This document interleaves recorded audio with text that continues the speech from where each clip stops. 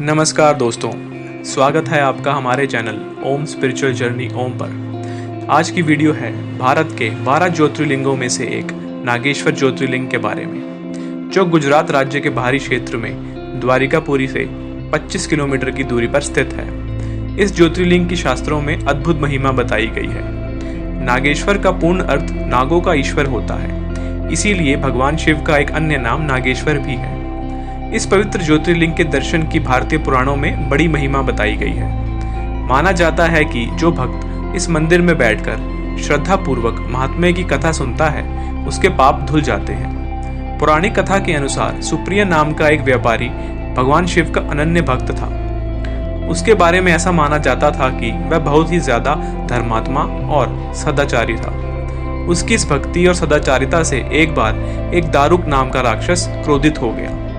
राक्षस प्रवृत्ति का होने के कारण उसे भगवान शिव जरा भी अच्छे नहीं लगते थे, इसलिए वह ऐसे अवसरों की तलाश करता था जिससे वह सुप्रिय को नुकसान पहुंचा सके। एक दिन जब वह नौका पर सवार होकर समुद्र में जल मार्ग से कहीं जा रहा था, उस समय दारुक ने उस पर आक्रमण कर दिया।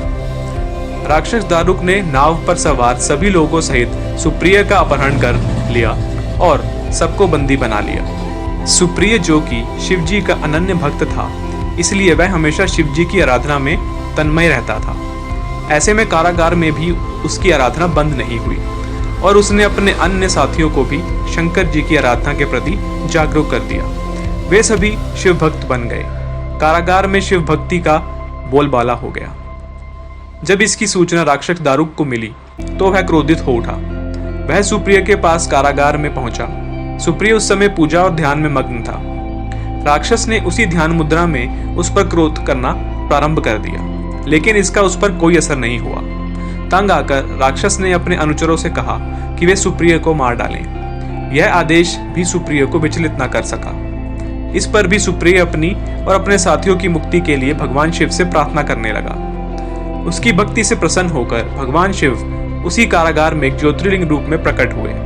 भगवान शिव ने व्यापारी को पाशुपताश अस्त्र दिया ताकि वह अपनी रक्षा कर सके। इस अस्त्र से सुप्रिय ने राक्षस दारुक तथा उसके अनुचरों का वध कर दिया। उसी समय से भगवान शिव के इस ज्योतिर्लिंग का नाम नागेश्वर के नाम से प्रसिद्ध हुआ।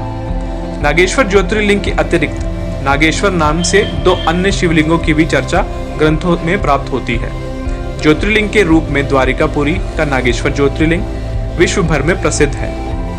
द्वारिकापुरी के नागेश्वर ज्योतिर्लिंग के परिसर में भगवान शिव की ध्यान मुद्रा में एक बड़ी ही मनमोहक अति विशाल प्रतिमा है, जिसकी वजह से मंदिर 3 किलोमीटर की दूरी से ही दिखाई देने लगता है। यह मूर्ति 125 फीट ऊंची तथा 25 फीट चौड़ी है। मुख्य द्वार साधारण लेकिन सुंदर है।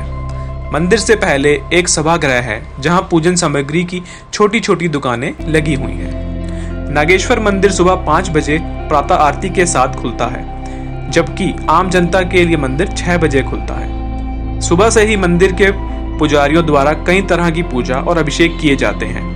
भक्तों के लिए शाम 4 बजे श्रृंगार दर्शन होता है, जिसके बाद गर्भगृह में प्रवेश बंद हो जाता है। आरती शाम 7 बजे होती है तथा रात 9 बजे मंदिर बंद हो जाता है। त्योहारों के समय मंदिर के कपाट ज्यादा समय के लिए खोल दिए जाते हैं। बोलो हर हर महादेव।